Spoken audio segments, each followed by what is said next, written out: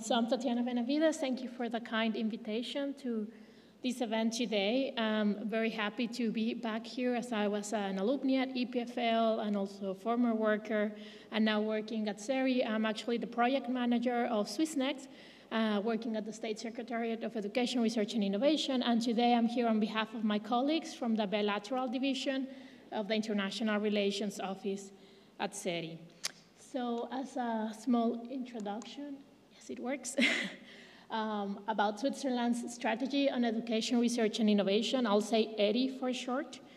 Well, you know that Switzerland attaches great importance to these topics because they are the basic requirements for ensuring individual well-being, social cohesion, economic growth, and global sustainable development. And this landscape in Switzerland is very international. Actually, 84% of all research publication partnerships of Swiss researchers between 2016 and 2020 were international collaborations, so a vast majority of the publication partnerships.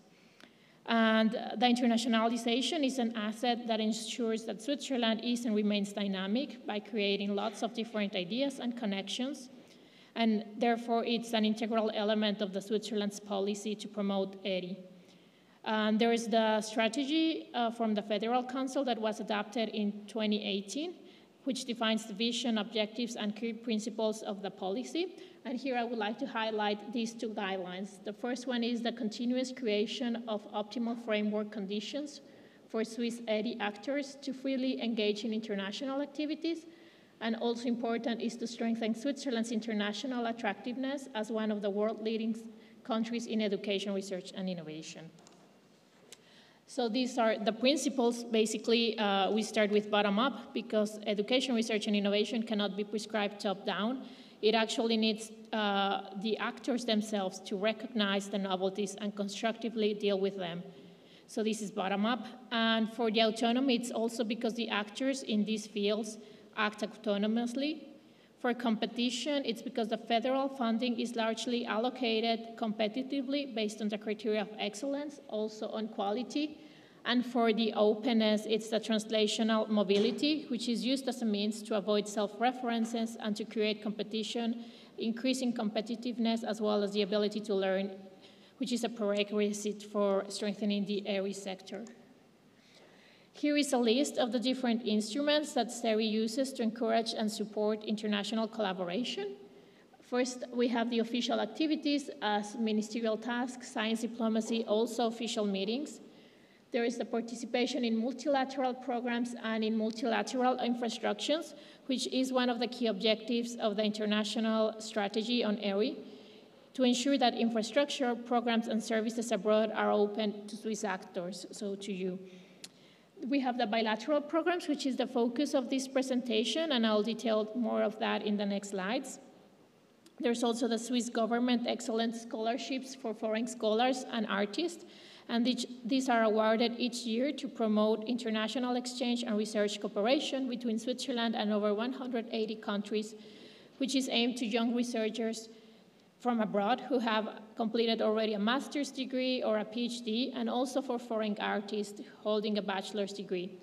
And there's also the SwissNext network where I work. And SwissNext, in case you haven't heard of that, it's the global network connecting Switzerland and the world in education, research, and innovation. And my colleague, Jonas Brunschwig, he will actually give a presentation just after me about this, so I won't go too much into detail. I'll just show you here the map, which unfortunately you don't see very clearly. It's very light gray shown here because I guess the lighting. But you can see the red dots are in the so-called hotspot innovation spots of the world. And this is where we have our SwissNext offices. And we also work closely together with the Swiss embassies at different locations with the science and technology offices marked here in the black dots. So that's our worldwide network where we can support your activities as well. And now digging into the topic of why I'm presenting here the bilateral programs which were launched in 2008 to intensify research and innovation cooperation with regions that have significant potential for scientific and technological development. These are based on principles of mutual interest, joint funding, and scientific excellence, and they are designed to facilitate long-term and sustainable partnerships. They consist of two complementary instruments here as mandates. We have with the SNSF, the Joint Research Projects, GRP, which were already briefly mentioned by Delphine, and I won't go too much into SNSF as it was just presented. And there's also the leading houses, which I will present a bit more in detail, which are funding collaborations and funding activities and pilot activities. Here is the map for the leading houses. So they use a model where selected Swiss institutes of higher education are commissioned by us at SERI to set up cooperation instruments for seed funding and innovative pilot projects under the framework of the bilateral programs. We have in green the Latin American region, which is led by the University of St. Gallen. In red, Africa by Swiss TPH with support of the University of Basel. In blue, we have from HESO, the Haute École Spécialisée de la Suisse Occidentale, we have the MENA region, which is the Middle East and North Africa. In orange, SERHAVE, which is the Zurich Applied School, University of Applied Science, we have South Asia and Iran. And also ETH in purple, who is leading the East and Southeast Asia. And I believe we have someone coming from ETH Leading House in case you want to reach out to her, Robin Anna Bital. I'm not sure if she's here. Yes, she's right there. So feel free if you have questions. I'm not aware if anyone else from Leading Houses is here. Otherwise, you can always reach out to me and I can connect you if you're interested in working with one of these regions. So the leading houses represent the interest of the Swiss scientific community towards potential foreign partners in the relevant region where they're in charge. And they have these strategic goals to contribute to the development of scientific cooperation with instruments that meet the interests of the Swiss scientific community, also to promote knowledge among the Swiss ERI actors, providing the necessary contacts and expertise on ground, and the interest, as I mentioned previously. Here is just to show you the importance of looking for scientific cooperation, not only within Europe, but also outside.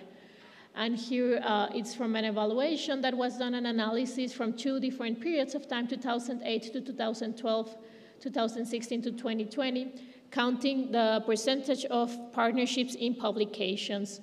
The Swiss ones are where there were only Swiss partnerships in these publications, and you can see that it already decreased, which means that the international ones increased 4%. So now, as I mentioned at the beginning, we have 84% of the partnership in the publications are international.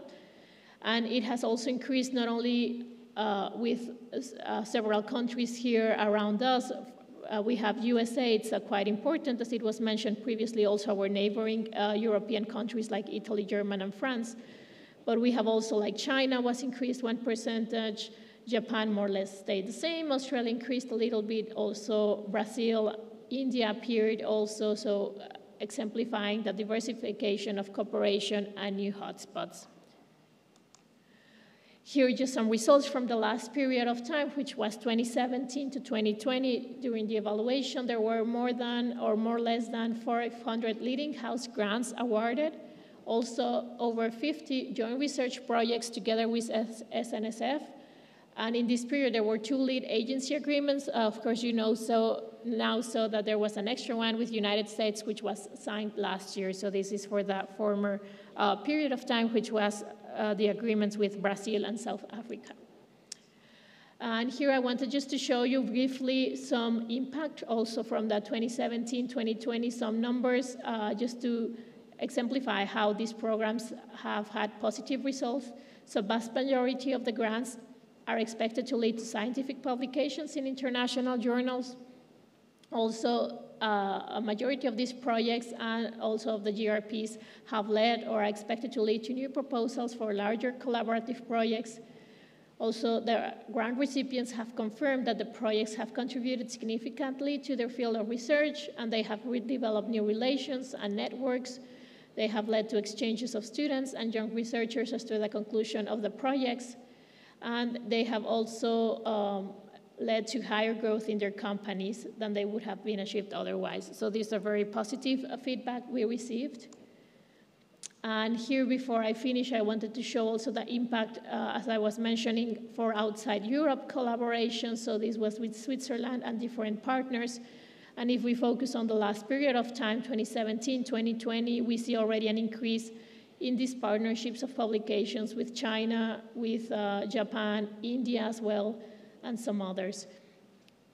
So now, as I am concluding, I think my time is up. I wanted to show you this platform. I'm not sure if you're already aware of it. This is a very nice tool. It's a centralized platform that showcases scientific and technological cooperation opportunities, so many grants as well between Switzerland and the rest of the world. It provides an overview of the most important funding instruments, calls for joint research projects, as well as mobility programs.